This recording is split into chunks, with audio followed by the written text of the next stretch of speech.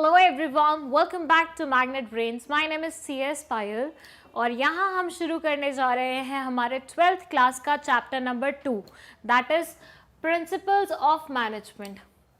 नाम से ही समझ में आ रहा है ये प्रिंसिपल्स से रिलेटेड चैप्टर है। तो इस चैप्टर में हम बहुत सारी थियोरीज, बहुत सारे प्रिंसिपल का मीनिंग और बहुत सारा ऐसा स्टफ जो उससे रिलेटेड है वो पढ़ने वाले हैं। एट टाइम्स बच्चों को ये चैप्टर काफ़ी बार मतलब बोरिंग टाइप्स लगता है, उनको लगता है कि यार प्रिंसिपल थियोरीज और ये सबसे भरा हुआ है। लेकिन अगर आप ढंग से उसे समझने की कोशिश करेंगे ना तो आपको समझ में आएगा कि इसका प्रैक्टिकली कितना इम्प्लीकेशन बनता है। और जब इसका प्रैक्टिकल इम्प्लीकेशन बनता है तो उस सिनेरियो में ये चैप्टर की इम्पॉर्टेंस बढ़ जाती है, ना सिर्फ एग्जामिनेशन पॉइंट ऑफ व्यू से बल्कि आपके प्रैक्टिकल लाइफ में भी, आपके फ्यूचर लाइफ के लिए भी।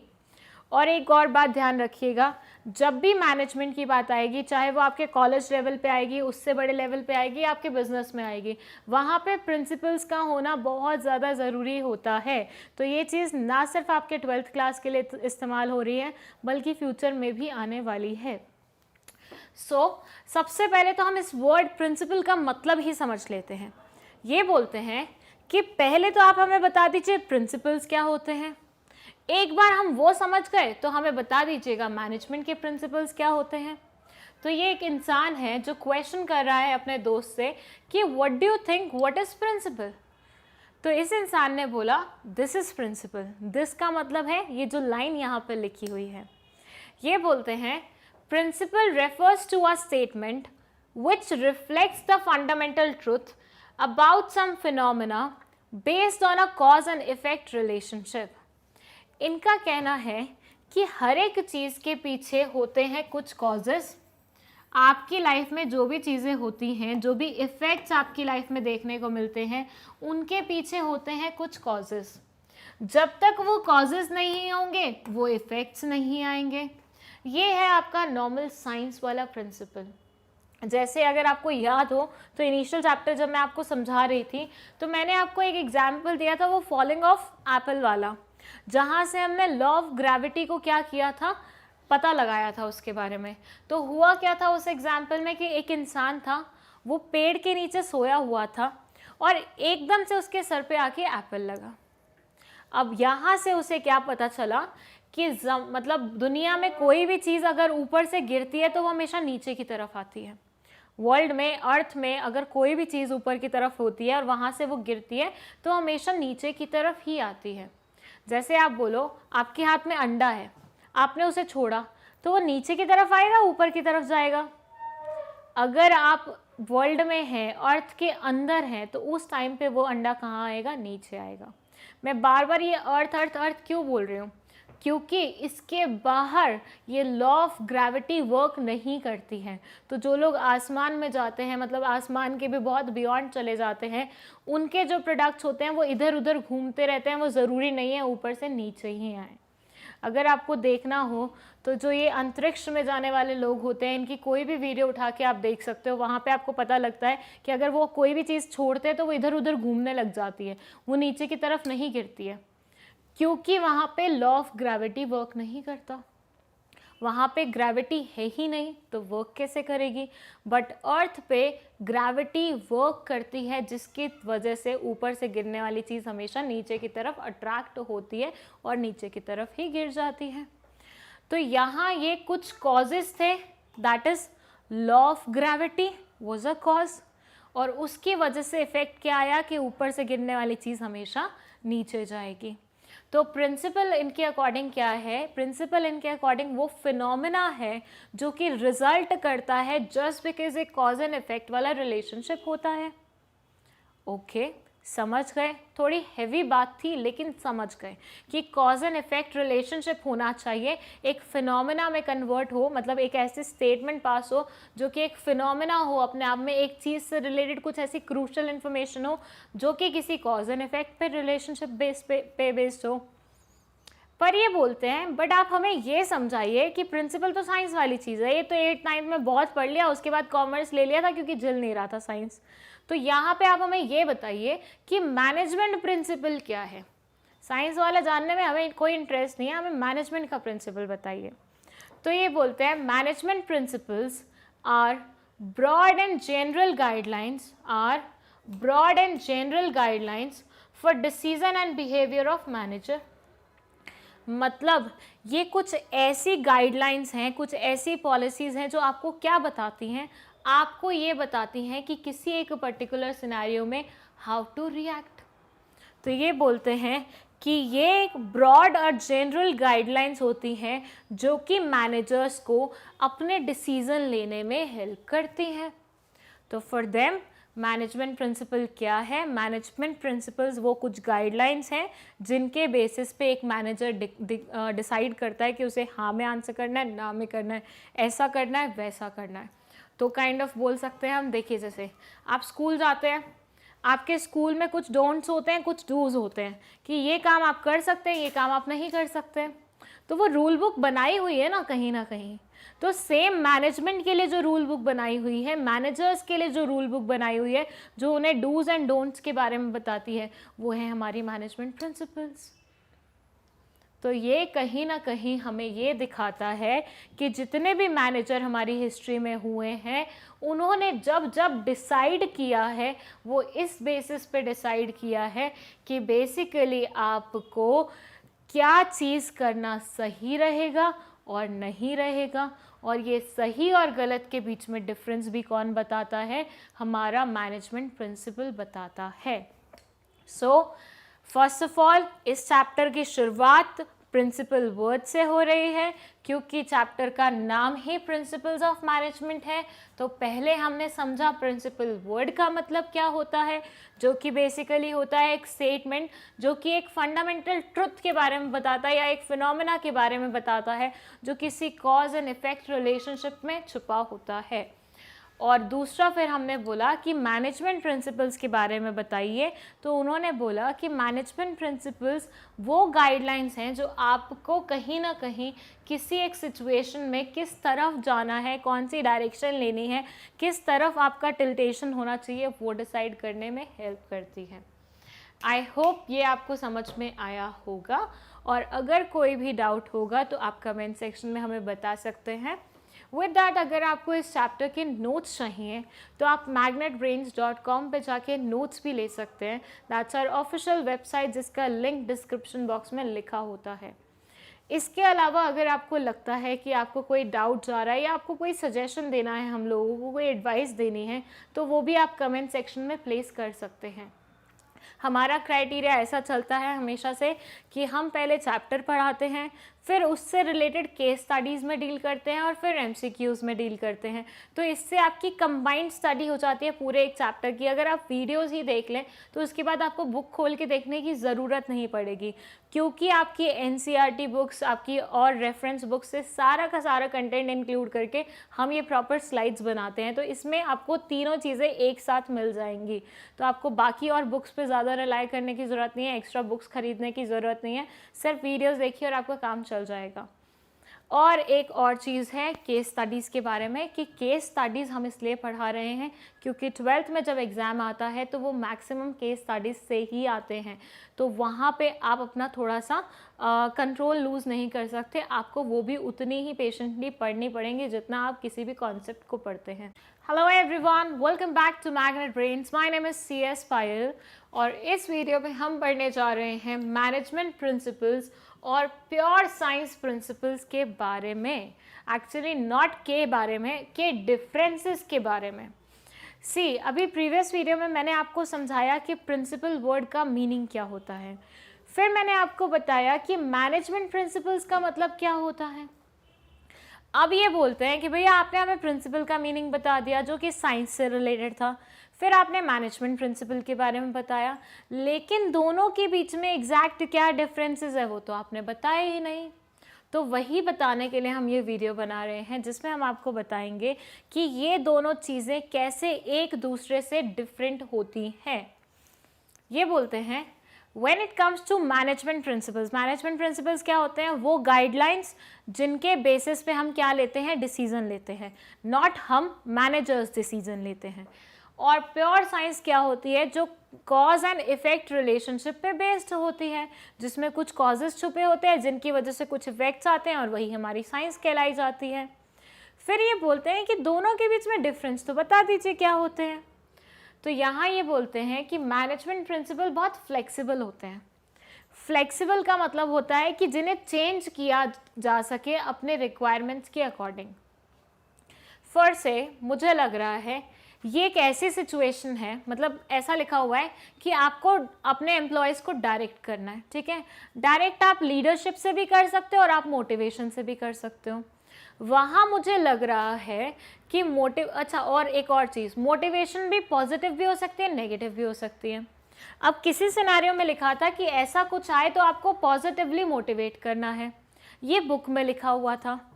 पर जब मेरे सामने वो एक्चुअल सिनेरियो आया, मुझे ऐसा लगा कि ये इंसान पॉजिटिव मोटिवेशन से तो सीखेगा ही नहीं, तो मैंने वहाँ पे लगाया नेगेटिव मोटिवेशन। तो जैसी सिचुएशन थी मैंने उसके अकॉर्डिंग अपना क्राइटेरिया चेंज कर लिया। तो it was very easy for me to change things. बिल्कुल। तो ये यहाँ बोलते हैं कि मैनेजमेंट प्रिंसिपल्स ऐसे होते हैं जो बहुत फ्लेक्सिबल होते हैं, मतलब उनको थोड़ा बहुत इधर उधर करना चाहो तो कोई दिक्कत नहीं आती है सच। लेकिन when it comes to pure science, ये बोलते हैं भैया प्योर साइंस तो रिजिड होती है, उसमें आप अपनी रिक्वायरमेंट्स के अकॉर्डिंग चेंज नहीं कर सकते। जैसे कि यहाँ हम बोले, एक एग्जाम्पल लिया, ये वाला एग्जाम्पल छोड़ दीजिए, हम सेकेंड पॉइंट में कवर करेंगे। आप एग्जाम्पल लीजिए, एक कोई केमिकल है और एक दूसरा केमिकल है, ये केमिकल ए है, ये केमिकल बी है। इन्होंने बोला दोनों केमिकल्स को कंबाइन करते हैं तो एक अलग नेचर, एक फायर उड़ती है, वहाँ से आती है, ठीक है। तो ऐसे सिनेरियो में क्या आप अपने अकॉर्डिंग केमिकल को चेंज कर सकते हो कि भैया एक की जगह हम सी केमिकल डाल देते हैं बी के साथ और फायर निकाल देंगे? नहीं कर सकते ना। तो वहाँ पे आप अपनी रिक्वायरमेंट्स के अकॉर्डिंग चीज़ें चेंज नहीं कर सकते। आपने बोला आपके पास ए केमिकल था नहीं लेकिन आपके पास सी पड़ा हुआ है तो ये डाल देते हैं, नहीं काम करेगा। इसके प्रिंसिपल बहुत ही ज़्यादा रिजिड होते हैं। ये बोलता है हाँ तो मतलब हाँ, ये बोलता है ना तो मतलब ना। आप अपने रिक्वायरमेंट्स के अकॉर्डिंग उसमें चेंजेस नहीं कर सकते हो। पर फिर ये बोलते हैं management principles and applied with creativity are applied with creativity। they say management principles को हमेशा क्रिएटिविटी के साथ अप्लाई किया जाता है। मतलब एक इंसान क्रिएटिव होना चाहिए तभी वो अच्छा मैनेजर बन पाएगा। इफ़ यू लैक क्रिएटिविटी तो कहीं ना कहीं आपके मैनेजमेंट की होड़ में, आगे जाने की होड़ में आप पीछे छोड़ जाते हैं, क्योंकि वो जो बेसिक चीज़ की रिक्वायरमेंट थी वहाँ पे वो तो आपने फुलफिल ही नहीं करी। तो इनका कहना है management principles are applied with creativity. हमेशा मैनेजमेंट प्रिंसिपल्स को हम क्रिएटिविटी के साथ ही अप्लाई करते हैं, लेकिन साइंस में तो क्रिएटिविटी आती ही नहीं है।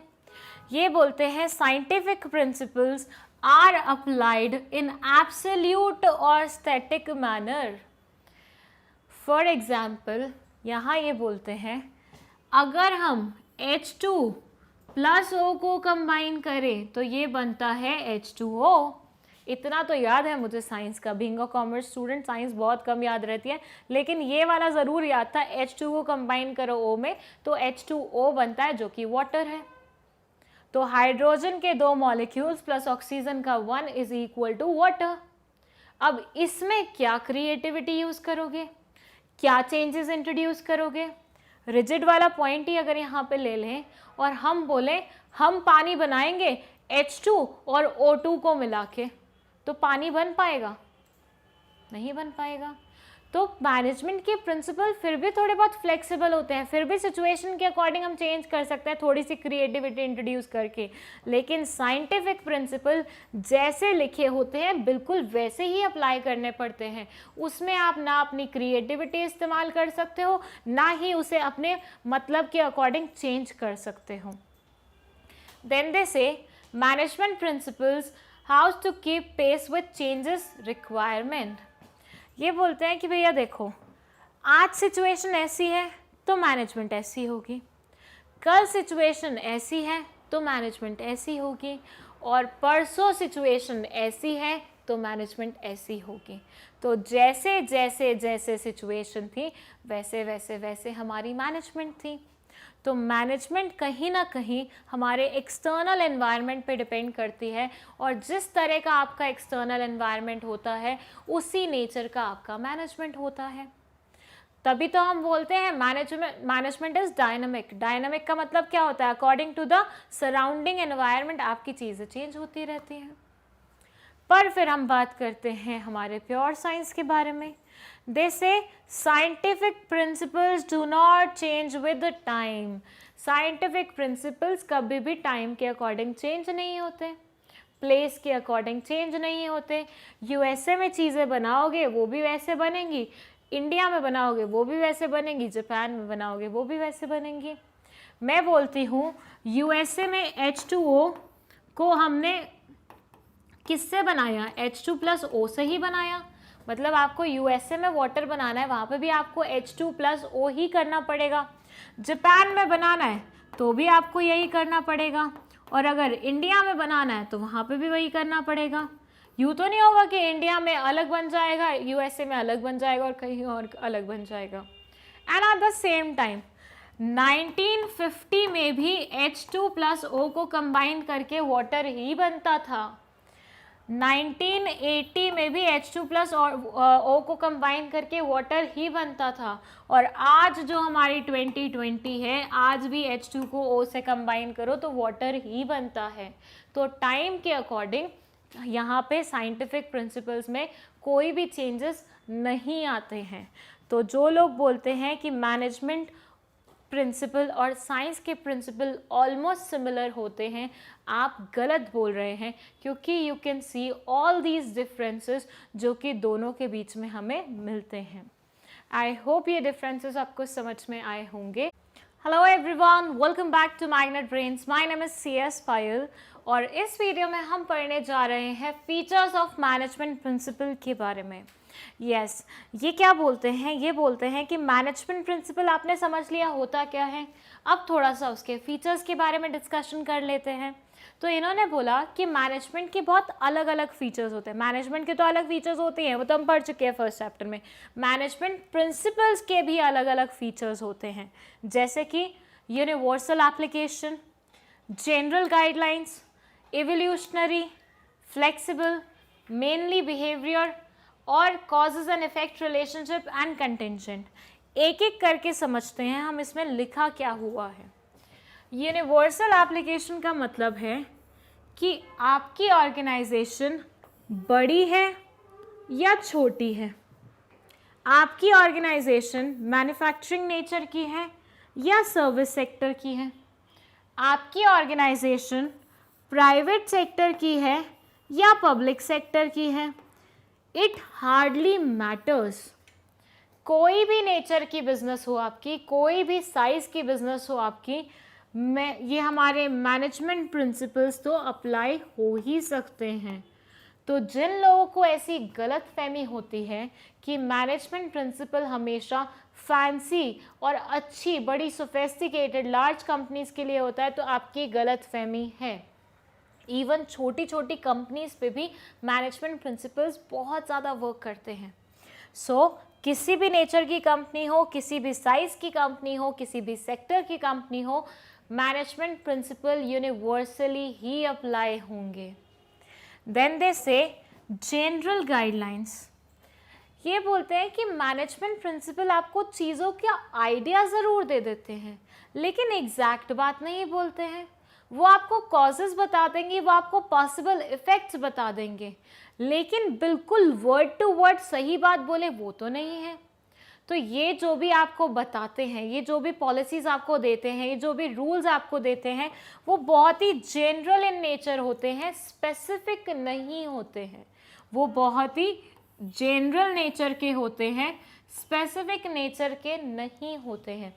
As a result of which management सिर्फ आपकी हेल्प करने के लिए रखा गया है, ना कि आपको डिक्टेट करने के लिए रखा गया है।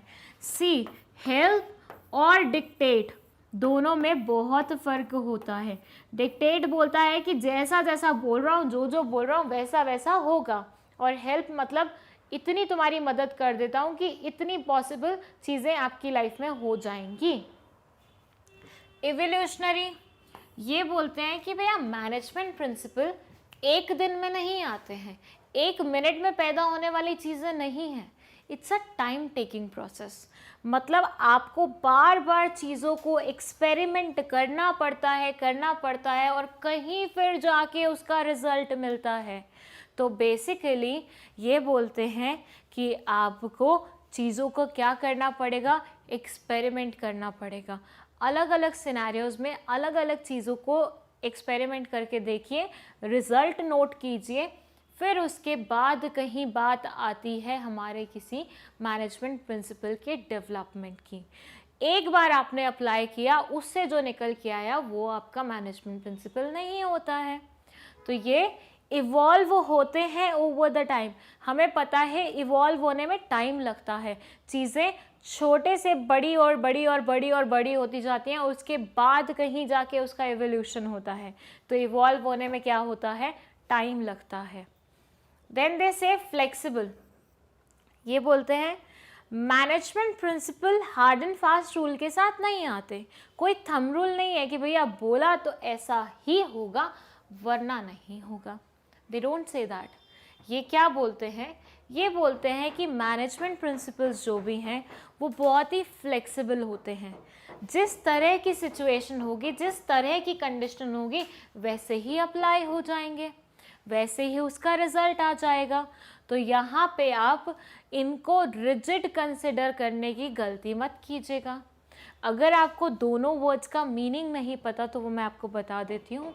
रिजिड मतलब बिल्कुल जिसे चेंज ना किया जाए, बहुत ही स्ट्रिक्ट है, बिल्कुल वैसे का वैसे ही वर्क करेगा, उसे चेंज नहीं किया जा सकता। और फ्लेक्सिबल मतलब जो सिचुएशन के अकॉर्डिंग क्या हो जाए, चेंज हो जाए। देन दे से मेनली बिहेवियर, ये बोलते हैं कि भैया देखिए जो मैनेजमेंट प्रिंसिपल्स है ना, उसकी बात छोड़िए, पहले मैनेजमेंट की बात करते हैं। ये बोलते हैं जो मैनेजमेंट होता है ना, वो कहीं ना कहीं लोगों के से रिलेटेड होता है। मैनेजमेंट हम किसका करते हैं, लोगों का करते हैं ना, ह्यूमन रिसोर्सेज का करते हैं ना, तो वो लोगों से रिलेटेड है। तो मैनेजमेंट प्रिंसिपल भी किससे रिलेटेड होगा, लोगों से ही रिलेटेड होगा। और लोगों का क्या होता है, लोगों का एक बिहेवियर होता है। तो ये बोलते हैं कि जो मैनेजमेंट प्रिंसिपल हैं वो कहीं ना कहीं लोगों के बिहेवियर के बारे में बात करते हैं, अपने एम्प्लॉयज़ के, अपने ऑर्गेनाइजेशन में काम करने वाले लोगों के बिहेवियर के बारे में अपनी जजमेंट देते हैं। तो कहीं ना कहीं ये किससे रिलेटेड है, एम्प्लॉयज़ के बिहेवियर से रिलेटेड है। फिर ये बोलते हैं कॉजेज एंड इफेक्ट रिलेशनशिप। ये बोलते हैं कि मैनेजमेंट प्रिंसिपल बने ही कैसे हैं, बने ऐसे हैं कि कुछ कॉजेज आए, उनके कुछ इफ़ेक्ट्स आए और उस पे बेस्ड हमने क्या बना दिए, मैनेजमेंट प्रिंसिपल बना दिए। सो इनके कहने का तात्पर्य ये है कि आपको कभी भी मैनेजमेंट प्रिंसिपल बनाने हो तो आपको ध्यान में रखनी पड़ेगी ये कॉज और इफ़ेक्ट की रिलेशनशिप। कुछ होगा तो उसका पॉसिबल रिजल्ट ऐसा निकलेगा, कुछ नहीं होगा तो उसका पॉसिबल रिजल्ट ऐसा निकलेगा। तो ऐसे चलता है पूरा आपका सिनेरियो। फिर ये बोलते हैं कंटिंजेंट, मतलब चीज़ें पूरी ही पूरी फिक्स्ड नहीं है। कंटिंजेंट का मतलब क्या होता है कि भैया अभी कोई श्योरिटी नहीं है, ऐसा हो सकता है, वैसा हो सकता है। तो मैनेजमेंट प्रिंसिपल भी कहीं ना कहीं इन्हीं सब चीज़ों से डील करते हैं जो कि श्योर फिक्स्ड नेचर की नहीं होती हैं।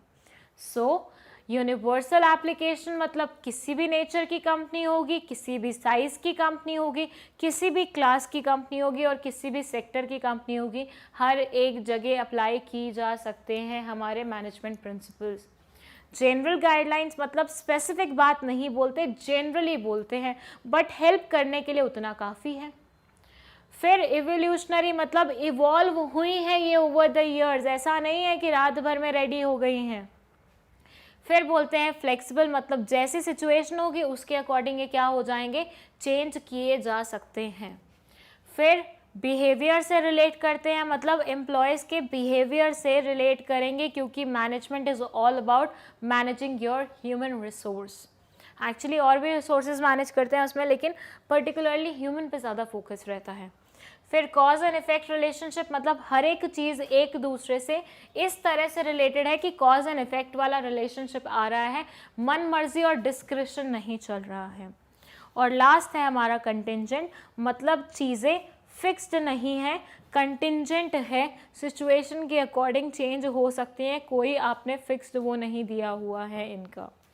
सो ये थे हमारे फीचर्स ऑफ मैनेजमेंट प्रिंसिपल। दो यहाँ पे हमने पूरे एक साथ डिस्कस कर लिए हैं, लेकिन समटाइम्स इनसे इंडिविजुअल क्वेश्चन पिक किए जाते हैं और समटाइम्स इनसे आ जाती हैं केस स्टडीज़, तो इसलिए इनको इंडिविजुअली समझना बहुत ज़्यादा ज़रूरी है। तो नेक्स्ट वीडियो से will be starting with individual एक एक feature. Hello everyone, welcome back to Magnet Brains. My name is CS Payal और इस वीडियो में हम पढ़ने जा रहे हैं nature, feature, characteristics of management principle. ये बोलते हैं चाहे तो नेचर बुला लीजिए, चाहे तो फीचर बुला लीजिए और चाहे तो कैरेक्टरिस्टिक बुला लीजिए। कहने का मतलब ये है कि अगर क्वेश्चन आता है कि फीचर्स लिखिए तो भी आपको यही बात लिखनी है, अगर क्वेश्चन आता है नेचर लिखना है तो भी यही बात लिखनी है, और same is the case with characteristics, तीनों एक ही बात है मतलब। अब इसमें आते हैं पॉइंट्स। पॉइंट्स बोलते हैं, फर्स्ट बोलता है यूनिवर्सल एप्लीकेशन और ब्रैकेट में लिखा हुआ है परवेसिव। आई होप अभी तक तो आपको पता चल ही गया होगा परवेसिव वर्ड का मीनिंग। परवेसिव वर्ड का मीनिंग होता है कि भैया एक ऐसी चीज़ जो हर एक जगह अप्लाई की जा सके, नो मैटर किस तरह का ऑर्गेनाइजेशन है, नो मैटर कौन से साइज़ का ऑर्गेनाइजेशन है, और नो मैटर किस तरह की आपकी वहाँ पे मैनेजमेंट चलती है, कौन से लेवल की चलती है, बट आपको तो क्या करना है, चीज़ें अप्लाई करनी है। यहाँ ये बोलते हैं मैनेजमेंट प्रिंसिपल्स जो हमारे होते हैं वो यूनिवर्सल नेचर के होते हैं, मतलब जिन्हें हम कहीं पे भी अप्लाई कर सकते हैं। Means that they can be applied to all types of organisation irrespective of their size and nature। यहाँ पे लिखी हुई हैं दो चीज़ें, irrespective of their size and nature, दोनों को डिस्कस करते हैं हम। ये बोलते हैं कि भैया दो तरह की ऑर्गेनाइजेशन होती हैं साइज़ के बेसिस पे। एक ऑर्गेनाइजेशन होती है हमारी स्मॉल और एक ऑर्गेनाइजेशन होती है हमारी लार्ज। तो एक हो गई स्मॉल और एक हो गई large on the basis of what, size. तो ये बोलते हैं भैया देखो, बहुत लोगों की ऐसी गलतफहमी रहती है कि मैनेजमेंट प्रिंसिपल सिर्फ बड़ी ऑर्गेनाइजेशन के लिए ही बनते हैं। बहुत लोग ये लॉजिक देते हैं कि छोटी ऑर्गेनाइजेशंस को तो मैनेजमेंट करने की ज़रूरत ही नहीं है। ऐसे सिनेरियो में मैनेजमेंट कौन करेगा, सिर्फ बड़े लोग करेंगे, लार्ज कंपनीज करेंगी, वहीं पे रिक्वायरमेंट उठती है क्योंकि वहीं पे बहुत सारा काम होता है। लेकिन I am giving you this guarantee, आप किसी सबसे छोटी से छोटी ऑर्गेनाइजेशन में भी चले जाइए, अगर वहाँ पे काम ढंग से नहीं होगा, मैनेज नहीं किया जाएगा, तो वहाँ पे ऐसा हौच पौच हो जाएगा कि काम हो ही नहीं पाएगा। ऊपर से एरिया कम होता है, आपके पास रिसोर्सेज कम होते हैं, ढंग से मैनेज नहीं करोगे तो जो रिसोर्सेज हैं उनसे भी हाथ धोना पड़ेगा। और अगर मैनेजमेंट अप्लाई हो रही है तो मैनेजमेंट प्रिंसिपल्स कहाँ पीछे रहेंगे। मैनेजमेंट अप्लाई करना काइंड ऑफ यही तो होता है कि हम मैनेजमेंट प्रिंसिपल्स को अप्लाई कर रहे हैं। तो ऐसे सिनेरियो में देश से कंपनी बड़ी हो या छोटी हो, किसी भी नेचर की हो, आपको तो मैनेजमेंट प्रिंसिपल्स क्या करने हैं, अप्लाई करने हैं। तभी तो बोला गया है management principles are universal. Company बड़ी हो या छोटी हो, मैनेजमेंट प्रिंसिपल तो लगते ही लगते हैं। फिर दूसरा ये बोलते हैं नेचर के बारे में।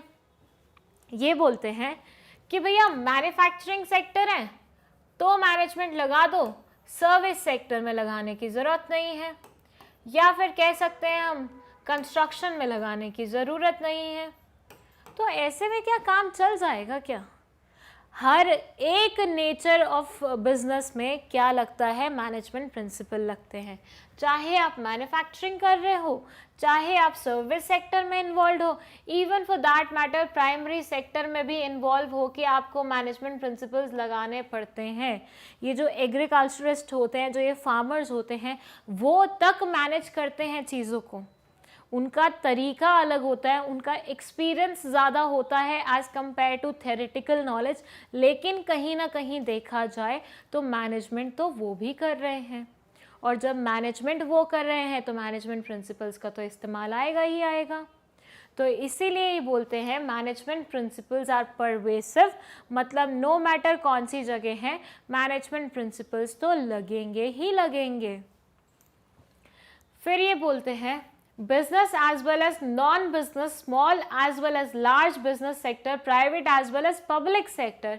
ये यहाँ पे बोलते हैं भैया ये भी कोई नहीं है कि पब्लिक सेक्टर है तो मैनेजमेंट को फॉलो करेंगे, प्राइवेट सेक्टर है तो मैनेजमेंट को फॉलो करने की कोई ज़रूरत नहीं है। हर एक सेक्टर को, हर एक नेचर ऑफ बिजनेस को, हर एक साइज ऑफ बिजनेस को मैनेजमेंट प्रिंसिपल्स को अप्लाई करना पड़ता है।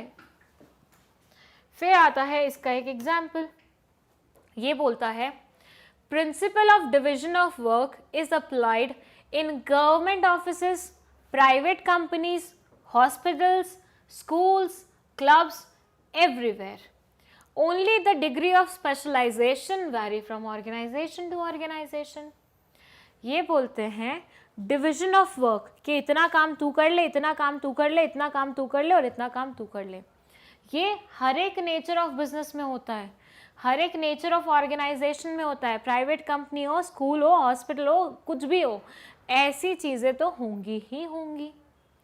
लेकिन ऑर्गेनाइजेशन बड़ी है तो स्पेशलाइजेशन ज़्यादा हो गई, ऑर्गेनाइजेशन छोटी है तो स्पेशलाइजेशन कम होगी। बोलते हैं करता ये हर कोई है, लेकिन उनकी स्पेशलाइजेशन क्या होती है वो वैरी करती है, डिफरेंट होती है फ्रॉम प्लेस टू प्लेस। अब छोटा बिजनेस है, हल्के फुल्के मैनेजमेंट प्रिंसिपल से भी काम चल जाएगा, लेकिन अगर बहुत बड़ा बिजनेस है तो नुकसान होने की पॉसिबिलिटी ज़्यादा है। ऐसे सिनेरियो में आपको ज़्यादा अच्छे से हर एक चीज़ को हैंडल करना पड़ेगा, तो स्पेशलाइजेशन ज़्यादा हो जाएगी। तो ये बोलते हैं भैया देखिए यूनिवर्सल एप्लीकेशन तो है, मतलब हर जगह तो अप्लाई होगा, लेकिन किस एक्सटेंट तक अप्लाई हो रहा है वो डिफर कर सकता है from one thing to another. So ये है हमारा universal application, that is the first feature of our management principles. I hope आपको ये समझ में आया होगा। अभी इसके और बहुत सारे पार्ट्स हैं जो हमें पढ़ने हैं।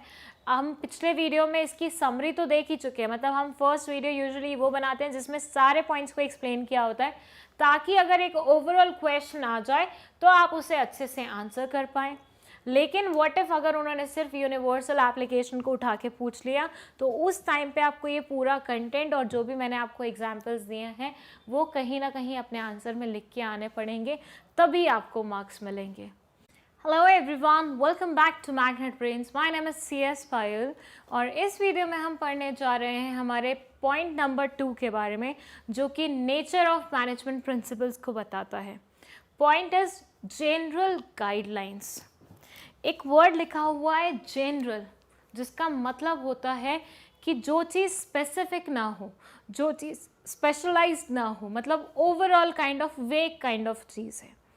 तो ये बोलते हैं कि management principles are guidelines to actions, but these principles do not provide readymade solution for any problem. ये आपको बोलते हैं कि भैया देखो, ये उस तरह की सलाह है जो आपको एनालाइज करनी पड़ती है कि कितनी आप इस्तेमाल करेंगे, किस एक्सटेंट तक आप इस्तेमाल करेंगे। ये आपको रेडीमेड सॉल्यूशन बना के नहीं दे देता। मतलब मैं बोलूँ आपके साथ ये हुआ है तो आपको ऐसा करना पड़ेगा, डायरेक्टली ये लिख दिया तो ये तो रेडीमेड सॉल्यूशन हो गया। यहाँ पे तो आपको दिमाग लगाने की ज़रूरत नहीं है, वही सिचुएशन आपकी कंपनी में हो रही है तो आप वही सॉल्यूशन लगा दोगे। ये बोलते हैं मैनेजमेंट प्रिंसिपल्स वो नहीं है। कहने का मतलब ये है कि मैनेजमेंट प्रिंसिपल्स आपको एक आइडिया ज़रूर दे देते हैं कि किस सिचुएशन में आपको कैसे एक्ट करना है, लेकिन आपको स्पेसिफिकली ये नहीं बताएंगे कि इस सिचुएशन में आप ये काम करोगे, ऐसे ऐसे वर्क करोगे, ऐसा ऐसा होगा तब चीज़ें मूव करेंगे। तो आपको ओवरऑल आइडिया, जनरल आइडिया देने के लिए कहीं ना कहीं हम मैनेजमेंट प्रिंसिपल्स का इस्तेमाल करते हैं, लेकिन ये मैनेजमेंट प्रिंसिपल्स रेडीमेड सॉल्यूशंस नहीं होते हैं किसी भी चीज़ के लिए। For example, the principle of stability of tenure consists on giving a stable time period to employees to settle down, but how much time period to be given, 6 months, 1 year, etc. vary from company to company. ये बोलते हैं कि भैया एक principle of stability है, ठीक है, principle of stability of tenure बोल सकते हैं। ये बोलते हैं कि ये एक ऐसा प्रिंसिपल है जो एम्प्लॉयज़ की स्टेबिलिटी के लिए बनाया गया है, मतलब उनके ठहराव के लिए बनाया गया है। तो इन्होंने आपको एक आइडिया दे दिया कि एम्प्लॉयज़ के ऊपर ऐसी कोई चीज़ फिट कर सकते हैं, लेकिन आपको ये नहीं बता रहे कि 1 साल का रखो, 6 महीने का रखो, 2 साल का रखो, 4 महीने का रखो, नहीं, ये आपको एग्जैक्ट फिगर कभी नहीं देंगे। तो आपको यहाँ से बहुत ही जनरल चीज़ें मिलेंगी, एग्जैक्ट चीज़ें नहीं मिलने वाली हैं। ये बोलते हैं भैया देखिए 2 साल रखना है, 1 साल रखना है, 6 महीने रखना है, 3 महीने रखना है, ये आपकी कंपनी पे डिपेंडेंट है। आपकी कंपनी को जितनी रिक्वायरमेंट लग रही है आप उतना रख लो, लेकिन आप हमसे मत एक्सपेक्ट करो कि हम आपको स्ट्रेट अवे आंसर्स बना के दे देंगे, स्ट्रेट अवे टाइम पीरियड बना के दे देंगे। साइंस में क्या होता है, साइंस में ये बोलते हैं कि भैया अगर हमें H2 मतलब अगर हमें वाटर बनाना है तो हमें हाइड्रोजन की 2 मॉलिक्यूल्स लेने पड़ेंगे और ऑक्सीजन का 1 मॉलिक्यूल लेना पड़ेगा, तभी क्या बनेगा, इससे वाटर बनेगा। लेकिन मैनेजमेंट प्रिंसिपल्स में वो ऐसा नहीं लिखते हैं। मैनेजमेंट प्रिंसिपल्स में बोलते हैं कि किसी को डायरेक्ट करना है ना तो थोड़ी सी लीडरशिप लगेगी, थोड़ी सी मोटिवेशन लगेगी, लेकिन कितनी लीडरशिप लगेगी और कितनी मोटिवेशन लगेगी, और मोटिवेशन में भी किस तरह से हमें सामने वाले को मोटिवेट करना है, पॉजिटिव वे में करना है या नेगेटिव में करना है, ये कहीं नहीं लिखा हुआ। वो आपको सिर्फ ये बोलते हैं अच्छा काम कराना है तो इंसान को अच्छे से डायरेक्ट करना पड़ेगा, और डायरेक्शन के 2 तरीके होते हैं, लीडरशिप और मोटिवेशन। ये एक उन्होंने एक आपको जनरल तरीका बता दिया है। अब उस पर एक्ट कैसे करना है वो आप पे डिपेंड करता है, और आप मतलब कौन, मैनेजर। अब आप बताइए कि मैनेजर किस बेसिस पे सोचेगा कि यार मैं कैसे एक्ट करूं, ज़्यादा मोटिवेशन का इस्तेमाल करूं या ज़्यादा लीडरशिप का इस्तेमाल करूं। तो वो इस बेसिस पे सोचेगा कि मेरी कंपनी किस नेचर की है, मेरे एम्प्लॉयज़ किस तरह के हैं। व्हाट डू यू थिंक, मैं उन्हें बता दूंगा और वो काम कर लेंगे, मोटिवेशन से काम चल जाएगा, या मुझे लगता है कि मेरे एम्प्लॉयज़ जो हैं उनको थोड़ा बहुत लीड करना ज़रूरी होता है। तो जिस नेचर के मेरे एम्प्लॉयज़ होंगे, जैसा उनका बिहेवियर होगा, जैसा उनका इंटेलेक्चुअल होगा, उसी के अकॉर्डिंग मैं क्या करूँगी, एक्ट करूँगी बीइंग अ मैनेजर। जिस नेचर की मेरी कंपनी होगी, जिस नेचर का मेरा काम होगा, जिस नेचर का मेरा प्रोसेस होगा और मेरा लेवल होगा, उसी बेसिस पे मैं एक्ट करूँगी। सो बेसिकली आपको मैनेजमेंट प्रिंसिपल्स सिर्फ जनरल गाइडलाइंस देते हैं, एग्जैक्ट चीज़ें नहीं बताते हैं। तो आपको वो एग्जैक्टली कैसे एक्ट करना है ये अपने कंपनी के अकॉर्डिंग खुद ही डिसाइड करना पड़ेगा। कोई आपको स्ट्रेट अवे बुक लिख के नहीं देगा बेटा ऐसा करना या वैसा करना। तो जब मैनेजर्स बनते हैं हम तभी तो बोलते हैं मैनेजर्स क्रिएटिव माइंड के होते हैं, क्योंकि वो हार्ड एंड फास्ट नहीं रूल लगाते कि भैया ऐसा लिखा था बुक में, ये पढ़ के आया हूँ, ऐसे एज इट इज़ कर दूंगा। नहीं, बुक में कुछ पढ़ा था, सिचुएशन वैसी लग रही है, अप्लाई कर दो, लेकिन किस एक्सटेंट तक करनी है, किस फ्रीक्वेंसी तक करनी है, वो खुद डिसाइड करो। तो इस तरह से चलती हैं चीज़ें यहाँ पे। तो ये है हमारा second feature of management of principles, और जो बोलता है जनरल गाइडलाइंस के बारे में। इससे पहले हम पढ़ चुके हैं यूनिवर्सल एप्लीकेशन के बारे में। Hello everyone, welcome back to Magnet Brains. My name is CS Payal, और इस वीडियो में हम पढ़ने जा रहे हैं एक और नेचर ऑफ मैनेजमेंट प्रिंसिपल के बारे में। See, it says it is formed by practice and experiment.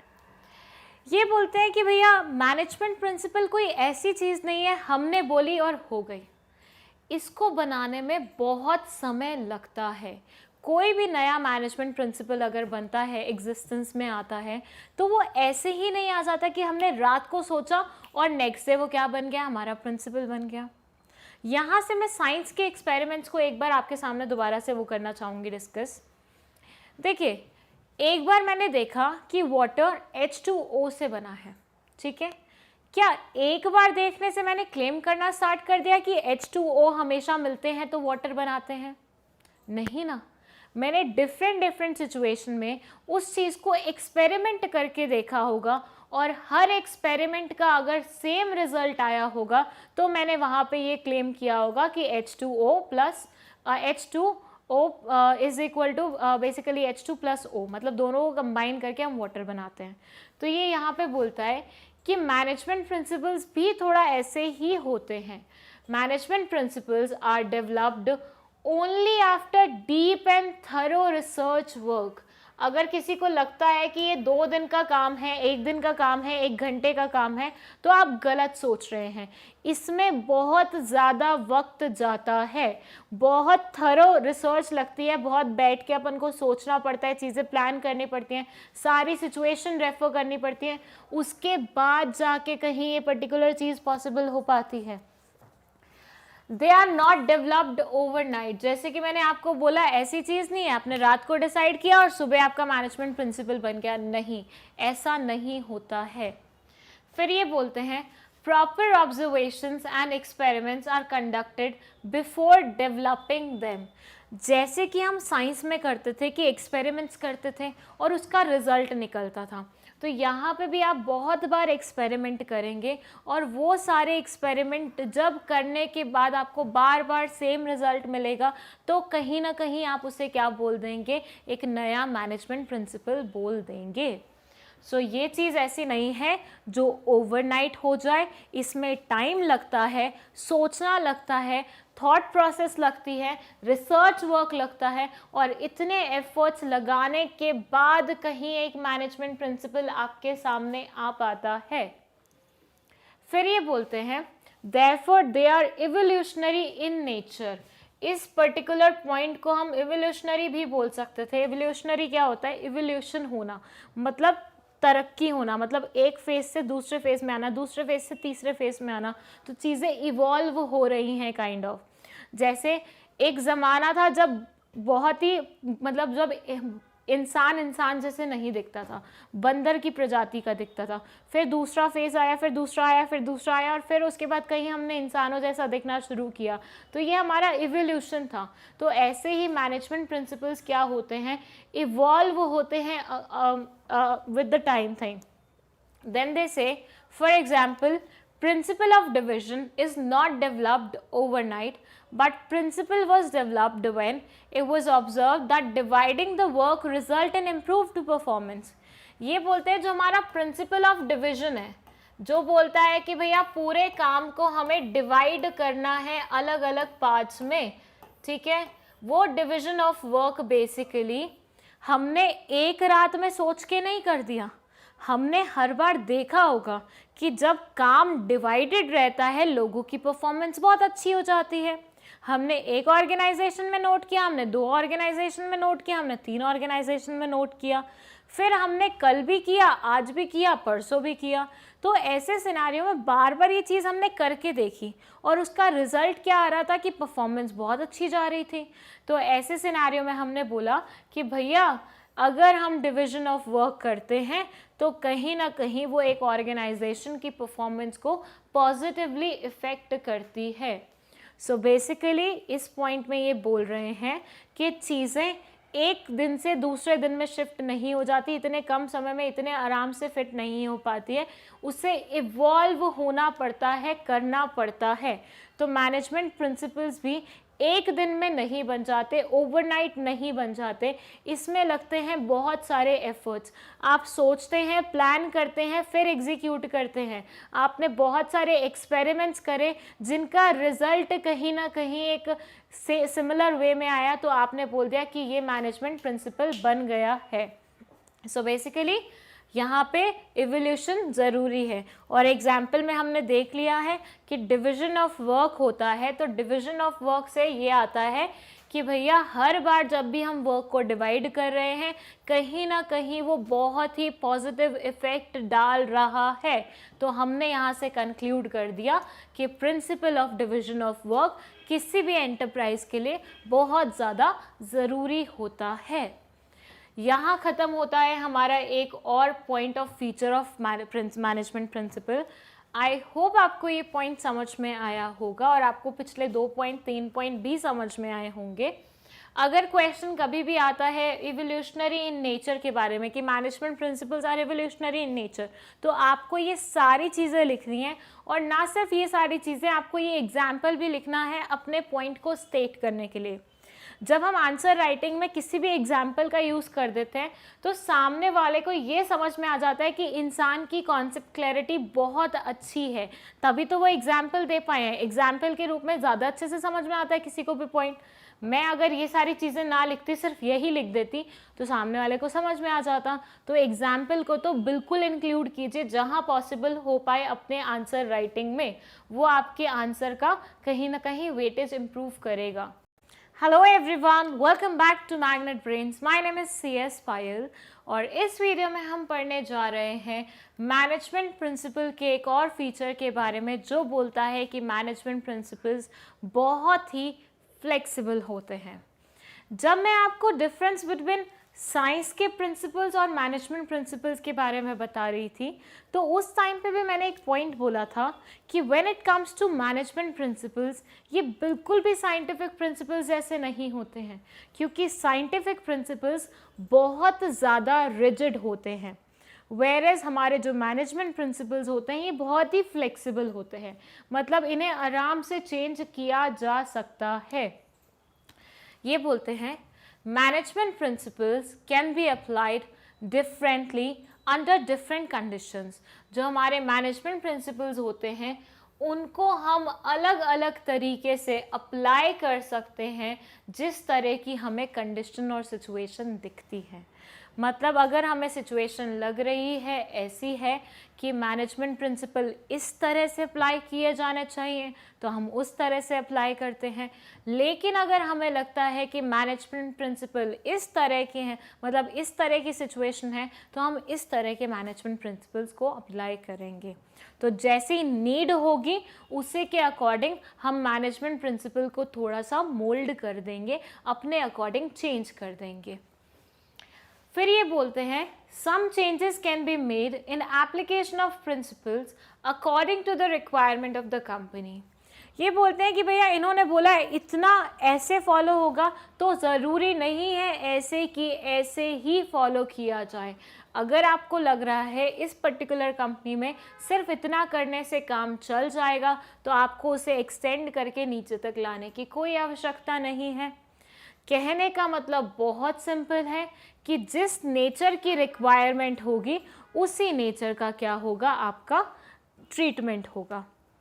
फिर से मैं बोलती हूँ, साइंस कैसे चलती है? साइंस ऐसे चलती है, कोई डाइट कॉन्शियस है, किसी को ज़्यादा खाना पसंद है, किसी को कम खाना पसंद है, किसी को मीठा पसंद नहीं है, किसी को नमकीन पसंद है, डजंट मैटर।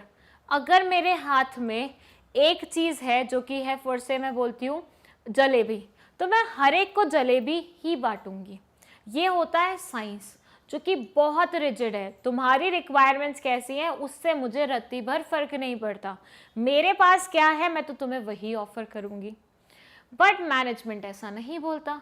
मैनेजमेंट बोलता है कि आपको जिस चीज़ की रिक्वायरमेंट है मैं उसी के अकॉर्डिंग देना सप्लाई कर दूंगा। जैसे कि किसी को जलेबी पसंद है, मतलब मिठाई पसंद है, लेकिन फिर से मैं बोलती हूँ वो डाइट, मतलब उस पर है, डाइट पे है, तो मैं उसको थोड़ी हल्की फुल्की वाली जलेबी दे दूँगी। ऐसी जलेबी दे दूँगी जो कि अच्छे तेल से बनी होगी, ऑलिव ऑयल से बनी होगी।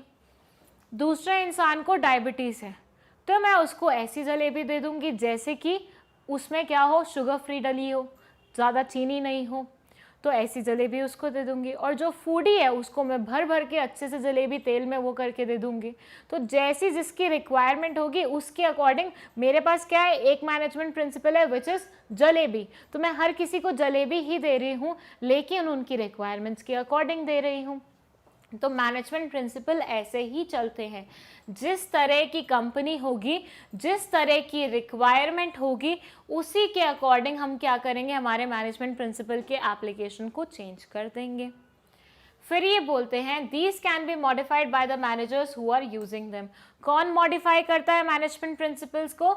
उसके मैनेजर्स, मतलब किसी भी ऑर्गेनाइजेशन के मैनेजर्स मॉडिफाई करते हैं मैनेजमेंट प्रिंसिपल्स को, ताकि वो अपनी ऑर्गेनाइजेशन में जिस चीज़ की रिक्वायरमेंट है उसे फुलफिल कर सके। इसका एक और एग्जाम्पल मैं आपको दे देती हूँ।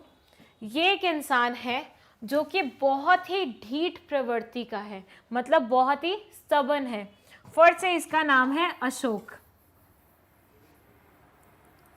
और ये दूसरा इंसान है जो हर किसी की बात सुनता है। फर्स्ट से इसका नाम है ऋषभ। तो एक ये इंसान है जो किसी की बात नहीं सुनता, और एक ये इंसान है जो सबकी बात सुनता है। अब बीइंग अ मैनेजर आपको दोनों से डील करना है। तो ऐसे सिनारियो में ये बोलते हैं कि मैनेजमेंट प्रिंसिपल तो हम वही लगाएंगे कि भैया इसको अच्छे से हमें क्या करना है, लीड करना है, अच्छे से डायरेक्ट करना है। लेकिन दोनों को डायरेक्ट करने का क्या सेम क्राइटेरिया हम इस्तेमाल करेंगे? नहीं करेंगे। हमें पता है कि इसको हम सिंपल लैंग्वेज में सिखाएंगे तो ये नहीं समझेगा, तो इसे हमें थोड़ा सा स्ट्रिक्ट होके सिखाना पड़ेगा। और हमें पता है इसे हम इजीली भी समझाएंगे तो वो समझ जाएगा। तो जिस तरह की सिचुएशन थी, जिस तरह का इंसान था, उस तरीके से हमने क्या कर दिया, अपने मैनेजमेंट प्रिंसिपल को मोल्ड कर दिया। तो यही तो होता है कि मैनेजमेंट प्रिंसिपल क्या है, बहुत ही फ्लेक्सिबल होते हैं, रिजिड नहीं होते कि कैसा भी इंसान आए, कैसी भी सिचुएशन आए आपको बस ऐसा ही करना है। नहीं, जैसा इंसान होगा, जैसी सिचुएशन होगी, उसके अकॉर्डिंग आप क्या करेंगे, अपना जवाब रेडी रखेंगे। तो ये बोलते हैं। अब देखिए एक और चीज़ इस पर बोल सकते हैं, आपके पास क्वेश्चन आया मैनेजमेंट प्रिंसिपल से रिलेटेड। अब आपने जो 4 लाइनें सीखी थी, हमेशा आप वही थोड़ी ना फिट करोगे हर मैनेजमेंट प्रिंसिपल वाले क्वेश्चन में। एक में वो फीचर पूछ रहे हैं, एक में वो इंपॉर्टेंस पूछ रहे हैं, एक में वो मीनिंग पूछ रहे हैं। क्या सब में सेम लाइन चिपका देते हो आप? नहीं करते ना। जिस तरह का क्वेश्चन होता है उसी की तरह अपनी नॉलेज को इस्तेमाल करके उसी तरह का आंसर तैयार करने की कोशिश करते हैं। तो वही करना है आपको यहाँ पे। आई होप आपको ये पॉइंट समझ में आया होगा। अगर कोई भी दिक्कत है इस पॉइंट में, कोई भी डाउट है इस पॉइंट में, तो आप कमेंट सेक्शन में पूछ सकते हैं। और अगर आपको नोट्स चाहिए इस पर्टिकुलर वीडियो के, तो आप magnetbrains.com पे जाके नोट्स भी ले सकते हैं। दैट्स आवर ऑफिशियल वेबसाइट, जिसका लिंक डिस्क्रिप्शन बॉक्स में लिखा होता है। Hello everyone, welcome back to Magnet Brains. My name is CS Payal, और इस वीडियो में हम पढ़ने जा रहे हैं cause and effect relationship as a feature of management principle. हम पढ़ रहे हैं क्या, मैनेजमेंट प्रिंसिपल्स, और उसका कॉज एंड इफेक्ट रिलेशनशिप हम यहाँ पे बात करने जा रहे हैं। ये बोलते हैं management principles are based on cause and effect. जो हमारे मैनेजमेंट प्रिंसिपल्स होते हैं वो कॉज और इफेक्ट पे बेस्ड होते हैं। That means these principle tell us if a particular principle is applied in a situation, what might be the effect. मैं आपको बोलूं, मैंने किसी को जोर से चाटा लगाया है, नेक्स्ट उसका रिएक्शन क्या होगा? या वो रोने लग जाएगा, या वो गुस्सा होगा, या वो मुझसे नाराज हो जाएगा। कॉज क्या था? थप्पड़ मारना। और इफेक्ट क्या था उसका? उसकी नाराज़गी। तो ये बोलते हैं कि मैनेजमेंट प्रिंसिपल्स भी कहीं ना कहीं यही काम करते हैं, ये भी कॉज और इफेक्ट रिलेशनशिप में ही बेस्ड होते हैं। ये आपको बताते हैं कि अगर आप ऐसा करोगे तो ऐसा हो सकता है, अगर आप ऐसा करोगे तो ऐसा हो सकता है, अगर आप ऐसा करोगे तो वैसा हो सकता है। तो बेसिकली आपको एक जनरल आइडिया देते हैं कि कैसे सिनेरियो में आपका क्या एक्ट करना क्या रिजल्ट कर सकता है। तो कॉजेज बता देता है और उससे होने वाले उसके कुछ रिजल्ट्स या फिर इफेक्ट्स बता देता है। लेकिन ये बोलता है although these principles cannot state perfectly absolute result because these are applied on human being, but it helps in knowing some idea about the effect. ये बोलते हैं कि भैया ये नहीं बताता, जैसे मैंने अभी थप्पड़ वाला एग्जाम्पल लिया, ये बोलता है आपने उसे थप्पड़ लगाया, वो नाराज़ होगा, रोएगा या गुस्सा होगा। इनमें से क्या एग्जैक्टली वो होगा वो आपको मैनेजमेंट नहीं बता रही है, वो आपको मैनेजमेंट प्रिंसिपल नहीं बता रहे हैं, वो आपको एक आइडिया दे रहे हैं कि ऐसी ऐसी चीज़ें हो सकती हैं। जैसे कि मैंने क्या बोला, मैंने किसी को थप्पड़ मारा, ठीक है, मैंने किसी को क्या किया, थप्पड़ मारा। अब ये इंसान है, ये इंसान इधर गुस्सा होगा, रोएगा, या फिर मतलब वो हो जाएगा, नाराज हो जाएगा, कुछ भी हो सकता है। अब क्या मैनेजमेंट प्रिंसिपल आपको बता रही है कि आप उसे थप्पड़ मारेंगे तो ऐसा ही होगा या ऐसा ही होगा? नहीं ना, वो आपको जनरल एक वो बता रहा है कि ऐसा हो सकता है। जैसे मैं बोलूं कि आप डिवीजन ऑफ वर्क ना करें, मतलब आप काम को डिवाइड ना करें, तो ऐसे सिनेरियो में हो सकता है कि जो आपका काम है वो बहुत हौच पौच वे में हो। एक इंसान को पता ही नहीं है कि उसको क्या क्या करना है, दूसरे इंसान के पास कोई काम ही नहीं पहुंचा, तीसरा इंसान ओवरबर्डन हो गया है, चौथा इंसान खाली बैठा हुआ है। तो ऐसे में ये बोलते हैं कि मैनेजमेंट प्रिंसिपल आपको ये तो बता देंगे कि क्या क्या रिजल्ट हो सकते हैं, लेकिन उनमें से एग्जैक्ट क्या रिजल्ट होगा वो नहीं बताएंगे। तो ये कहते हैं कि मैनेजमेंट प्रिंसिपल कुछ कॉजेस और उसके कुछ इफ़ेक्ट्स पे बेस्ड होते हैं, जिसके कारण ये आपको पहले से ही बता देते हैं कि किस चीज़ का रिज़ल्ट किस नेचर का हो सकता है, लेकिन एग्जैक्ट उसी नेचर का होगा, वही होगा, वैसे ही होगा, ऐसा नहीं हो पाएगा, ऐसा सब नहीं बताता है। तो यहाँ पे इनका बहुत ही सिंपल क्राइटेरिया है क्या बोलने का, कि मैनेजमेंट प्रिंसिपल्स बहुत सिंपल होते हैं, जो कॉज एंड इफेक्ट रिलेशनशिप पे बेस्ड होते हैं, और वो आपको काइंड ऑफ एक आइडिया दे देते हैं कि कैसी सिचुएशन में आपका किस तरह से एक्ट करना क्या क्या रिजल्ट कर सकता है। अब चीज़ें बहुत सिंपल हैं, लेकिन बात वहीं आ जाती है कि आप उसे एक्सप्लेन कैसे करेंगे। अब ये चार्टे वाले एग्जाम्पल से तो मैंने आपको बता दिया, बट क्या आप ये पेपर में लिख सकते हैं? नहीं लिख सकते, ये थोड़ा ऑफेंसिव कंसिडर किया जाता है, थोड़ा वायलेंट कंसिडर किया जाता है। तो आप कौन सा एग्जाम्पल लिख सकते हैं? आप वो डिविजन ऑफ वर्क वाला एग्जाम्पल लिख सकते हैं, आप वो डिविजन ऑफ वर्क वाला एग्जाम्पल लिख सकते हैं। इसके अलावा एक और एग्जाम्पल बोलो तो मैं बताती हूँ। देखिए, आपको पता है कि आप अपने एम्प्लॉयज़ को अगर अच्छे से डायरेक्ट नहीं करोगे तो वो ढंग से परफॉर्म नहीं करेंगे। आपको पता है आप अपने एम्प्लॉयज़ को ढंग से डायरेक्ट नहीं करोगे तो वो अच्छे से परफॉर्म नहीं करेंगे। कॉज क्या है? ढंग से उनको डायरेक्ट ना करना, और रिज़ल्ट क्या होगा उससे? कि उनका परफॉर्मेंस अच्छा नहीं होगा। लेकिन कितना बुरा हो सकता है? क्या वाकई में ही गंदा होगा? अच्छा बिल्कुल नहीं हो सकता। क्या ये कहीं पे लिखा हुआ है या कहीं ये आपको बताते हैं? नहीं बताते। तो वो आपको एक जनरल आइडिया दे देते हैं कि अच्छी direction will lead to what? अच्छा रिजल्ट। लेकिन अगर डायरेक्शन अच्छी नहीं होगी तो रिजल्ट भी अच्छा नहीं होगा। तो ये है बेसिकली इस पर्टिकुलर चीज़ का मीनिंग। अब इसमें ये बोलते हैं कि और भी कुछ एग्जाम्पल यूज़ करने हैं, तो ये बोलते हैं नहीं, कोई और एग्जाम्पल यूज़ करने की ज़रूरत नहीं है, 2 एग्जाम्पल मोर देन सफिशिएंट है। अगर आपको ये कॉन्सेप्ट ही एक्सप्लेन करनी है, 3 नंबर से ज़्यादा में आएगी नहीं कॉज एंड इफेक्ट वाला रिलेशनशिप, तो बस आपको 2 एग्जाम्पल से काम चल जाएगा और आप इजीली अपने आंसर को कंप्लीट कर सकते हैं। Hello everyone, welcome back to Magnet Brains. My name is CS Payal और इस वीडियो में हम पढ़ने जा रहे हैं फीचर्स ऑफ मैनेजमेंट प्रिंसिपल्स के बारे में।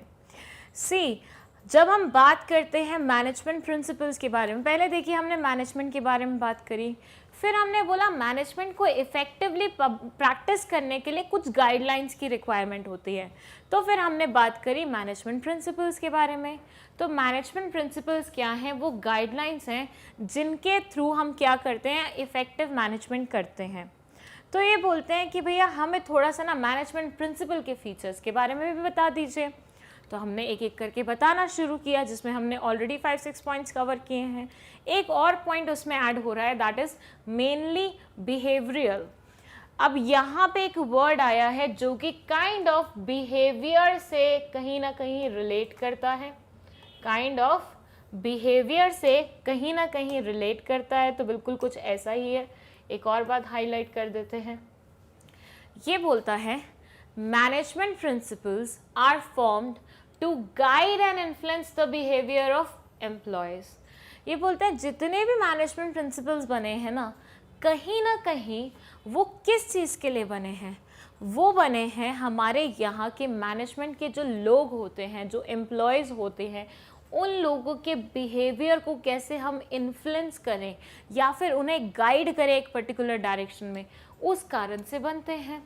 सो what they are trying to say is कि मैनेजमेंट प्रिंसिपल्स जितने भी आज तक एग्जिस्टेंस में आए हैं उनको एग्जिस्टेंस में लाने का एकमात्र रीज़न यही था कि हमें चाहिए था जो ह्यूमन बीइंग्स हैं, जो एम्प्लॉयज़ हैं, जो आपके यहाँ पे काम करते हैं, जो इंसान हैं, उनका बिहेवियर कहीं ना कहीं हम गाइड करें।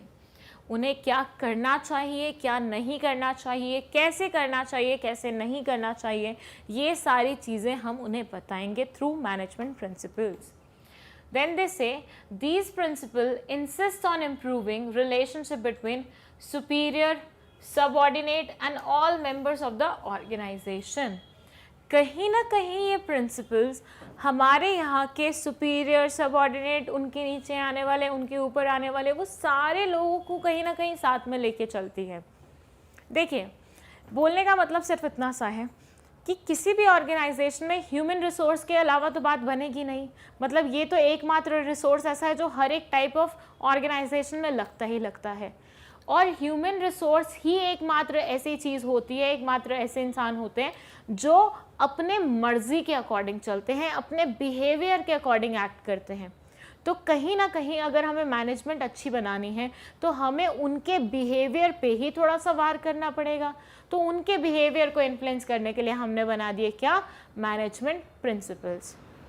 देन दे से, और ये यहाँ पे फिर बोलते हैं कि कहीं ना कहीं अगर हम अच्छे से मैनेजमेंट प्रिंसिपल्स को अप्लाई करते हैं तो उससे रिलेशनशिप बिल्ड होता है, ना सिर्फ बिल्ड होता है, बहुत इम्प्रूव भी होता है। किसके किसके बीच में, हमारे सुपीरियर, हमारे सबऑर्डिनेट्स और जितने भी ऑर्गेनाइजेशन के मेंबर्स हैं उन सब के बीच में।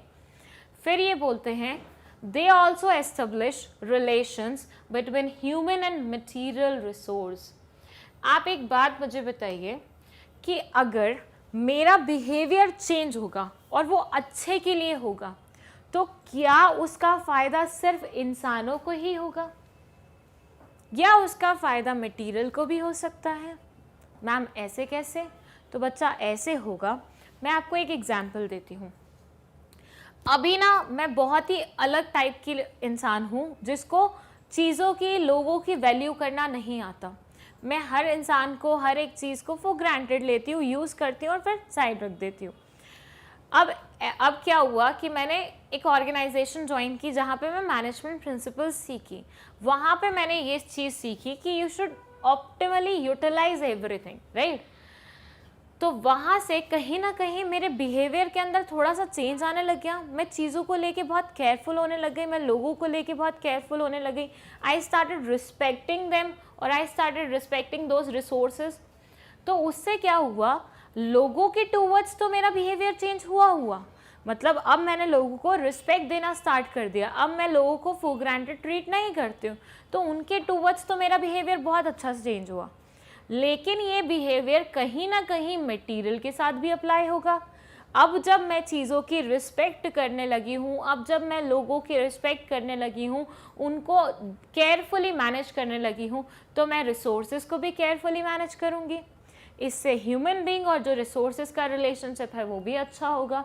दो प्रैक्टिकली ऐसा कोई रिलेशनशिप होता नहीं है, थोड़ा सा मतलब आप ऐसे ही इनडायरेक्ट वे से बोल रहे हैं, बट बोलने का मतलब सिर्फ इतना सा है कि आपका बिहेवियर अगर चेंज होता है तो वो ना टूवर्ड्स एम्प्लॉयज़ होता है सिर्फ, बल्कि टूवर्ड्स आपके रिसोर्सेज भी होता है, which is a very nice thing. Because आप अर्लियर रिसोर्सेज को वेस्ट करते थे, but now you started using them optimally. आप उनकी रिस्पेक्ट करते हो, फॉर ग्रांटेड ट्रीट नहीं करते, उनकी वेस्टेज अलाउ नहीं करते हो, आप अब उनसे 100% रिटर्न लेने की कोशिश करते हो। सो कहीं ना कहीं ये पर्टिकुलर चेंज बिहेवियर में जो आपका आया है वो ना सिर्फ ह्यूमंस को वो करता है, इन्फ्लुएंस करता है, बल्कि रिसोर्सेज को भी करता है। फॉर एग्जाम्पल इन्होंने भी एक एग्जाम्पल दे दिया, एक एग्जाम्पल मैंने आपको सिखाने के लिए दिया, यहाँ पे एक और एग्जाम्पल उन्होंने दे दिया है। For example, principle of discipline improves commitment of employees towards the organisation. ये बोलते हैं भैया एक प्रिंसिपल है, प्रिंसिपल ऑफ डिसिप्लिन, मतलब everybody in the organisation will be disciplined, कोई भी उल्टी हरकतें नहीं करेगा। That improves the commitment of organization or employees towards the organization। इससे क्या होता है, जब आप डिसिप्लिन्ड होते हैं तो कहीं ना कहीं आपकी जो कमिटमेंट होती है ना टूवर्ड्स योर ऑर्गेनाइजेशन इम्प्रूव हो जाती है। इसका बहुत अच्छा एग्जाम्पल है हमारे आर्मी मैन। जो हमारी आर्मी होती है वो बहुत डिसिप्लिन कंसिडर की जाती है, तभी तो उसकी वजह से उनका जो कमिटमेंट होता है टूवर्ड्स द नेशन वो बहुत हाई होता है। तो इसका बेस्ट एग्जाम्पल तो आर्मी मैन ही बनेगा कि आर्मी मैन हमेशा डिसिप्लिन होते हैं, जिसकी वजह से कहीं ना कहीं उनका कमिटमेंट टूवर्ड्स द नेशन बहुत अच्छा होता है। And principle of esprit de corps mould the behaviour of employees towards the team spirit. ये बोलते हैं जो ये हमारा principle of esprit de corps है, डिफरेंट लैंग्वेज में लिखा हुआ है, इससे क्या है कहीं ना कहीं हमारे अंदर टीम स्पिरिट की भावना आती है। हम अपने बारे में पर्सनली ना सोच के किसके बारे में सोचते हैं, पूरी टीम के बारे में सोचते हैं। तो इस पर्टिकुलर प्रिंसिपल को अगर हम अप्लाई करते हैं, इस प्रिंसिपल को हम सीखते हैं, तो वहाँ से हमारे अंदर आती है एक बहुत अच्छी चीज़, और वो है टीम स्पिरिट की भावना। So overall what they are trying to say, let me rub this. Overall they are trying to say कि मैनेजमेंट प्रिंसिपल्स लाए ही इसलिए गए थे कि लोगों के बिहेवियर को कहीं ना कहीं हम चेंज कर सकें, और ना सिर्फ उनके बिहेवियर को आपको टूवर्ड्स एम्प्लॉय ही चेंज करना है, टूवर्ड्स लोग ही चेंज करना है, बल्कि आपको उनके बिहेवियर को टूवर्ड्स रिसोर्सेज भी चेंज करना है, और बाय डिफ़ॉल्ट वो हो भी जाता है अगर आप मैनेजमेंट प्रिंसिपल्स को अच्छे से अप्लाई करें। सीखने के लिए मैंने आपको एक एग्जाम्पल दे दिया था, लेकिन when it comes to answer writing, वहाँ पे आप ये दोनों एग्जाम्पल में से कोई भी एग्जाम्पल ना सिर्फ कोड कर सकते हैं, बल्कि अगर लगता है आपको आंसर थोड़ा बड़ा होना चाहिए तो इसको प्रॉपरली एक्सप्लेन भी कर दीजिए, तो उससे आपकी कंटेंट सही दिखेगी। Hello everyone, welcome back to Magnet Brains. My name is CS Payal, और इस वीडियो में हम अगेन पढ़ने जा रहे हैं ऐसे फीचर्स के बारे में जो हमें मैनेजमेंट प्रिंसिपल्स को एक और अच्छे वे में समझने में हेल्प करते हैं। ये हमारा लास्ट फीचर है, इससे पहले हम ऑलरेडी सारे फीचर्स डिस्कस कर चुके हैं। इवन हमने इसकी एक समरी वीडियो भी बनाई थी इनिशियली, जो कि थी इसलिए ताकि अगर बहुत कम मार्क्स में ये क्वेश्चन आता है तो आप कितना कंटेंट लिखेंगे। लेकिन अगर उन्होंने इंडिविजुअली किसी फीचर को उठा के आपसे क्वेश्चन कर लिया, जो कि यूजुअली वो केस स्टडी में करते हैं, तो ऐसे में आपको लगेगा ये पूरा आंसर। सो कंटिंजेंट पॉइंट में ये क्या बोलते हैं, they say management principles are contingent और dependent upon the situation prevailing in the organisation. जो हमारी मैनेजमेंट प्रिंसिपल्स हैं वो कंटिंजेंट हैं और डिपेंडेंट होती हैं कि ऑर्गेनाइजेशन में किस तरह की सिचुएशन चल रही है। ये बोलते हैं भैया देखिए, आपने एक चीज़ सीखी है तो आप जाके किसी भी ऑर्गेनाइजेशन में उसे अप्लाई कर दोगे क्या? ये नहीं देखोगे कि ऑर्गेनाइजेशन में चल कैसा सिनेरियो रहा है। सबसे पहले तो आपको यही देखना होगा ना कि ऑर्गेनाइजेशन में किस तरह का सिनेरियो चल रहा है। उसके अलावा आप कैसे डिस्कस कर सकते हो कि भैया इसी ऑर्गेनाइजेशन में ये दो चीज़ें मैंने सीखी हैं तो मैं अप्लाई करूँगा, ये करूँगा। इट्स जस्ट लाइक आप दो चीज़ें पढ़ के गए हैं आपकी बुक से, लेकिन दूर दूर तक उससे कोई क्वेश्चन नहीं पूछा गया, बट यू वर लाइक यार मैं तो ये पढ़ के आया हूँ तो मैं इसे लिख के जाऊँगा, चाहे गलत जगह क्यों ना लिख के जाऊँ। नहीं होता ना ऐसे। जिस तरह का क्वेश्चन आता है आप उसी तरह का आंसर करते हैं। तो जिस तरह की ऑर्गेनाइजेशन में सिचुएशन होगी उसी के अकॉर्डिंग तो आप चीज़ें अप्लाई करोगे। आपने 4 मैनेजमेंट प्रिंसिपल सीख लिए और आप लगे हो हर एक ऑर्गेनाइजेशन में उन्हीं 4 प्रिंसिपल्स को एक्सप्लेन करने में, तो उससे काम नहीं चलेगा। तो यहाँ ये बोलते हैं कि मैनेजमेंट प्रिंसिपल्स बहुत कंटिंजेंट होते हैं, मतलब आप एक पूरा वो देखेंगे सिनेरियो और उसके बाद उसे इम्प्लीमेंट करने के बारे में सोचेंगे विद प्रॉपर एनालिसिस कि क्या ये चीज़ सही रहेगी वहाँ पे या नहीं रहेगी. Then they say their application and effect depend upon the nature of organization. आपकी ऑर्गेनाइजेशन किस नेचर की है उसके ऊपर डिपेंड करता है आपका ये पूरा का पूरा मैनेजमेंट प्रिंसिपल का एप्लीकेशन. कहने का मतलब ऐसा है, प्राइवेट सेक्टर की होगी तो अलग वे में अप्लाई किया जाएगा, अलग प्रिंसिपल्स लगेंगे. प्राइवेट की होगी, पब्लिक की होगी तो अलग से लगेंगे. अगर मान लीजिए मैन्युफैक्चरिंग सेक्टर है तो उसमें अलग प्रिंसिपल्स लगेंगे, सर्विस सेक्टर है तो उसमें अलग प्रिंसिपल्स लगेंगे. आई एम नॉट सेइंग कि सारे के सारे प्रिंसिपल डिफर करेंगे, लेकिन कुछ सिलेक्टेड प्रिंसिपल एक पर्टिकुलर सिलेक्टेड कंपनी पे ही अप्लाई होते हैं, तो वो यहाँ पे आपको थोड़ा सा जज करना पड़ेगा according to the situation of the company, according to the environment of the company. जैसे मैं बोलूँ, आप घर से कोई बात सोच के गए हो, you are very excited about that thing और बहुत खुशी वाली बात है, लेकिन जैसे ही आप क्लास में गए आपको पता लगा किसी एक फ्रेंड के घर में डेथ हो गई है, ठीक है. अब माहौल थोड़ा क्या होता है ऐसे टाइम पे, थोड़ा सा everybody is upset, right. Nobody wants to talk about good things at that time. तो आप वहाँ पे उछल के एकदम से नहीं जाओगे अपने एक्साइटमेंट को वो करते हुए कि अरे तुझे पता है मेरे साथ ऐसा ऐसा हुआ. ऐसे में सामने वाले को बुरा लग सकता है. तो आप क्या करते हो, नज़ाकत को देख के आप अपनी बात कहते हो. तो यहाँ पे भी आपको ऑर्गेनाइजेशन की सराउंडिंग्स को देख के अपनी बात करनी है, अपने मैनेजमेंट प्रिंसिपल का एप्लीकेशन करना है. फिर ये बोलते हैं the application of principle has to be change with the change in situation. फिर ये एक और बात बोल रहे हैं, इतना तो हमें समझ में आ गया कि एप्लीकेशन किस बेसिस पे होगी, according to the environment of that particular organisation. लेकिन आपने एक बार मैनेजमेंट प्रिंसिपल लगा दिया, उसके थोड़े टाइम बाद आपके एनवायरनमेंट ही चेंज हो गई, तो अब जो आपने मैनेजमेंट प्रिंसिपल लगाया था वो फिट बैठेगा क्या? नहीं बैठेगा. तो आपको क्या करना पड़ेगा, आपको उसमें फिर से चेंज लाना पड़ेगा. तो ना सिर्फ आप एनवायरनमेंट के अकॉर्डिंग अपने मैनेजमेंट प्रिंसिपल्स को अप्लाई करते हो, बल्कि जब जब आपकी ऑर्गेनाइजेशन में चेंजेस होंगे उन चेंजेस के साथ आपको अपने मैनेजमेंट प्रिंसिपल्स को भी चेंज करना पड़ेगा.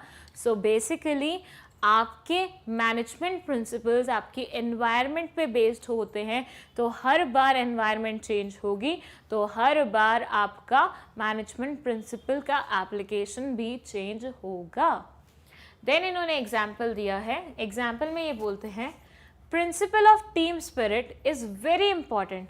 अभी लास्ट वीडियो में भी हमने प्रिंसिपल ऑफ टीम स्पिरिट के बारे में बात की थी कि एक साथ मिलके चलना. ये प्रिंसिपल आपको सिखाता है कि आपको अपने इंडिविजुअल के बारे में नहीं सोचना है, आपको एज अ टीम वर्क करना है. टीम वर्क जो हम बोलते हैं वो चीज़ यहाँ पे अप्लाई होगी. तो दे से ये बहुत ज़रूरी चीज़ है किसी भी ऑर्गेनाइजेशन के लिए. बट ऐसी ऑर्गेनाइजेशन जहाँ पे टीम्स ही नहीं हैं, ग्रुप वर्क है ही नहीं, हर किसी को इंडिविजुअली वर्क करना पड़ता है, ऐसा कोई काम ही नहीं है जो ग्रुप में हो सके, तो क्या ऐसे सिनेरियो में हमारा ये प्रिंसिपल ऑफ टीम स्पिरिट किसी भी काम का है? मतलब कहने का ये है, मैंने एक ऐसी ऑर्गेनाइजेशन ज्वाइन की है जहाँ पे टीम्स में काम होता है. अब वहाँ से मैंने सीखा मैनेजमेंट का ये प्रिंसिपल कि टीम स्पिरिट में चलना है. अब मेरे अंदर वो टीम टीम टीम टीम चीज़ बहुत भरी हुई है. अब अचानक से क्या हुआ, मुझे अपनी प्लेस चेंज करनी पड़ी, as a result of which मुझे जॉब छोड़ के दूसरी जॉब ज्वाइन करनी पड़ी. अब जो मैंने नई ऑर्गेनाइजेशन ज्वाइन किए हैं वहाँ पे एवरीबडी वर्क्स इंडिविजुअली, वहाँ पे टीम का कोई काम ही नहीं है. तो ऐसे में मैंने वो जो टीम स्पिरिट सीखा था, क्या वो अप्लाई हो पाएगा? नहीं हो पाएगा. तो सेम चीज़ यही बोल रहे हैं कि मैनेजमेंट प्रिंसिपल्स बहुत कंटिंजेंट होते हैं जो कि सिचुएशन के अकॉर्डिंग चेंज होते रहते हैं. इवन अप्लाई भी हम सिचुएशन के अकॉर्डिंग ही करते हैं. तो ये है हमारा feature of management principle. And fortunately ये है हमारा last feature of management principles. See 12th class में किसी भी टॉपिक को आप लाइटली नहीं ले सकते हैं। ये जो कंटेंट है ये हमने खुद ने नहीं बैठ के बनाया है, ये सब कंटेंट आपकी बुक में अवेलेबल है। तो दैट मीन्स हर एक लाइन, हर एक वर्ड जो इस कंटेंट का है वो बहुत ज़्यादा इम्पॉर्टेंट है। तो किसी भी चीज़ को स्किप मत कीजिएगा। बच्चों की आदत होती है थोड़ा सा पढ़ते हैं बाकी का स्किप कर देते हैं, नहीं, यहाँ पे जितना लिखा हुआ है आपको सब पढ़ना है, सब सीखना है। क्योंकि कहीं से भी अगर मान लीजिए, जैसे हमने अभी लास्ट चैप्टर में केस स्टडीज़ देखी ही हैं, अब उसमें किसी भी पॉइंट को उठा के उसके फीचर्स के, उसके फैक्टर्स के बारे में बात कर रहे थे, तो ऐसे सिनेरियो में अगर आपने कोई भी पॉइंट स्किप किया होगा तो आपका बहुत बड़ा लॉस हो जाएगा। तो यहाँ पे 12th में ये प्रैक्टिस नहीं चलेगी कि स्किपिंग द थिंग और फिर आगे बढ़ना, नहीं, आपको पूरा पढ़ना पड़ेगा अगर आपको अच्छे मार्क्स लाने हैं तो। और बिजनेस स्टडीज़ एक ऐसा सब्जेक्ट होता है जिसमें बहुत ज़्यादा स्कोर कर सकते हो आप। मतलब आप ऐसा मानिए 95, 96, 97 तो एवरेज स्टूडेंट भी स्कोर कर लेते हैं बिजनेस स्टडीज़ में। तो काफ़ी अच्छा रहेगा अगर आप इसे ध्यान से पढ़ लेंगे तो। आई होप आपको मेरी बात भी समझ में आई और ये पॉइंट भी समझ में आया है। अगर कोई भी प्रॉब्लम है तो कमेंट सेक्शन में लिख के बता दीजिए। और अगर आपको नोट्स चाहिए तो आप magnetbrains.com पे जाके नोट्स भी ले सकते हैं। Thank you so much.